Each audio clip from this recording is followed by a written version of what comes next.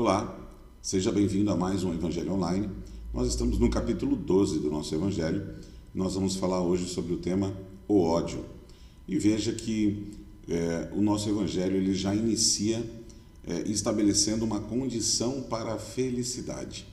Ele diz, amai-vos uns aos outros e sereis felizes. Ele está dizendo para nós que aquilo que nós sentimos, aquilo que nós vibramos, aquilo que nós olhamos no outro, observamos nas outras pessoas, deve ser direcionado para um olhar menos crítico, deve ser direcionado para um olhar mais amoroso. Amai-vos uns aos outros, né? A grande orientação do Cristo. E assim sereis felizes. Por quê?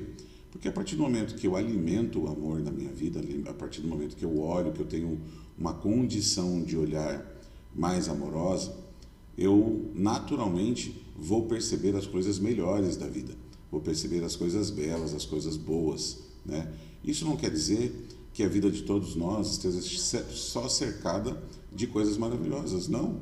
Todos nós vamos vivenciar problemas, todos nós vamos vivenciar dificuldades, mas essas dificuldades não devem ser o motivo da sua infelicidade. Pelo contrário, são provas. Não são, como a gente já estudou aqui no nosso Evangelho, no capítulo 5, né? Não são uma condição exclusiva minha, não são uma condição exclusiva sua. Todo mundo sofre.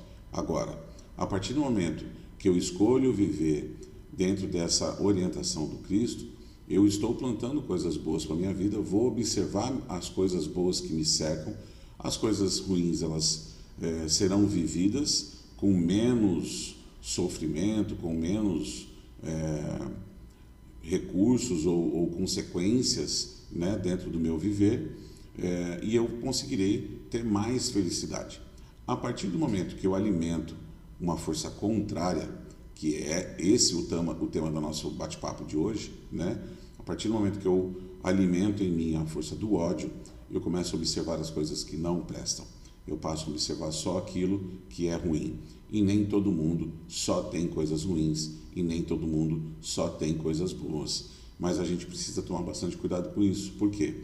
Porque a partir do momento que a gente condiciona o nosso coração a ser um coração odioso, a gente passa a observar só as coisas que não prestam. E, gente, as pessoas imperfeitas que estão à nossa volta têm os problemas dela, né? Ela tem que lidar com as dificuldades dela, ela tem que lidar com as imperfeições dela. Agora, quão difícil deve ser você se sentir cercado o tempo todo só por coisas ruins. Quando você alimenta isso no seu coração, esse ódio dentro do seu coração, você só vai observar coisas ruins na sua vida. Você não vai conseguir observar a presença de Deus. Você só vai conseguir observar você sendo penalizado, ó vítima do universo, né? Não funciona assim. É consequência de uma escolha que nós fazemos. A partir do momento que nós escolhemos não amar, né? A partir do momento que nós escolhemos odiar, isso terá consequências em nós mesmos. E veja que na sequência ele diz assim para nós, né? Que nós precisamos lidar com aqueles que são os nossos opositores, aqueles que causam muitas vezes desconforto emocional, desconforto do pensar, né? A pessoa que pensa diferente da gente, pessoa que fala coisas que a gente não concorda, seja no ramo que for, seja dentro do seu trabalho, seja dentro da política, né? Atualmente se vê muito, né, os dois lados, né, extremamente, cada um para um extremo, cada um para um oposto, né, é o mais do mesmo. Então, cadê o equilíbrio, né, na hora de tratar sobre as coisas? Não se pode mais conversar sobre nada, né?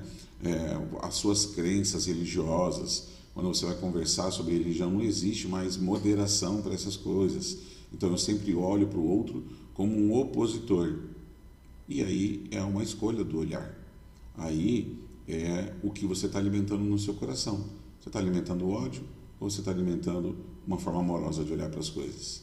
Ah, Ricardo, mas acontece que a outra pessoa é muito agressiva no posicionamento dela e ela me ofendeu, e ela me xingou, e ela, enfim, falou coisas que é um absurdo, não concordo, né? Sério isso? A pessoa te ofendeu? Você está sentindo esse ódio porque uma pessoa te ofendeu. Então vamos retornar um pouquinho sobre os nossos estudos e vamos lembrar que ninguém tem a capacidade de ofender o outro. A pessoa só tem a opinião dela, tem a formação dela, tem a cultura dela, tem o gênio dela, né? Tem as tendências dela, tem ela, o espírito que está ali dentro, que tem todas as experiências e que traz tudo aquilo consigo ali na sua frente. E aquilo é a tua maior prova. O próprio Evangelho fala nisso. Olha, a nossa maior prova, né, é a condição mais difícil. Por quê? É a hóstia imaculada que você vai oferecer a Deus no seu altar. É a sua maior prova. Porque essas pessoas difíceis que foram colocadas ao nosso redor, na nossa vida, são a nossa alavanca. São as pessoas que vão vir para provocar realmente, vão vir para... A gente tem opiniões contrárias e a gente convive justamente porque possivelmente é o que a gente precisa ser desenvolvido. E aí eu acho que a pessoa me ofendeu, eu acho que o outro lado tem um posicionamento agressivo, ninguém tem a capacidade de me ofender, eu me ofendo. A pessoa tem a opinião dela, ela tem um jeito dela de falar, ela pode até me xingar, ela pode até brigar comigo. Agora, me sentir ofendido é uma atribuição minha, não é do outro. A partir do momento que eu tenho esse olhar amoroso, eu entendo que cada pessoa tem a sua forma de se expressar, e ele tem a liberdade dele de falar e de pensar, e as consequências disso. Eu não posso ser responsável sobre o que o outro pensa sobre mim, sobre o que o outro fala sobre mim, mas eu sou responsável sobre aquilo que eu penso, sobre a minha reação diante daquilo que ele falou. E eis o problema, como que nós reagimos? Muitas vezes eu posso até ter um comportamento civilizado na frente da pessoa, mas saio dali e vou detonar a pessoa entre os meus amigos que pensam iguais, né? Que têm o mesmo pensamento que o meu, né? E eu estou fazendo bem, eu sou um ser evoluído por isso, né? Ou eu saio dali cheio de ódio no meu coração, dizendo, meu Deus do céu, nunca mais eu falo com essa pessoa, onde já se viu, que pessoa mais desorientada, não sei o que e tal. Sério, de novo, né? Eu sou o evoluído da história porque eu não agredi, porque não falei, porque não xinguei. Então, tudo isso tem a ver com um comportamento íntimo, tem a ver com um comportamento interior, e a gente precisa olhar para isso, né? Esse alimento do ódio, ele acontece no dia a dia, e talvez você esteja pensando assim, não, mas eu não odeio ninguém. Nós não estamos falando desse ódio revelado, nós não estamos falando de você apontar o dedo na cara de uma pessoa e falar, eu te odeio. Nós estamos falando de pequenas ações do dia a dia, da tua rotina, de tudo aquilo que você faz, onde você tem que escolher, né? Ser reativo, deixar muitas vezes uma raiva, deixar muitas vezes um sentimento de fúria, né? Interna, de ódio, que fica lá dentro, meu, que raiva daquela situação, né? Ou eu começar a desenvolver um sentimento e um olhar de amorosidade. Veja, de novo, a primeira frase do nosso Evangelho de hoje, né? Amai-vos uns aos outros e sereis felizes. É a única condição. Então, se nós queremos alcançar essa felicidade, nós precisamos doutrinar o nosso sentir, o nosso pensar e o nosso falar. E hoje é isso.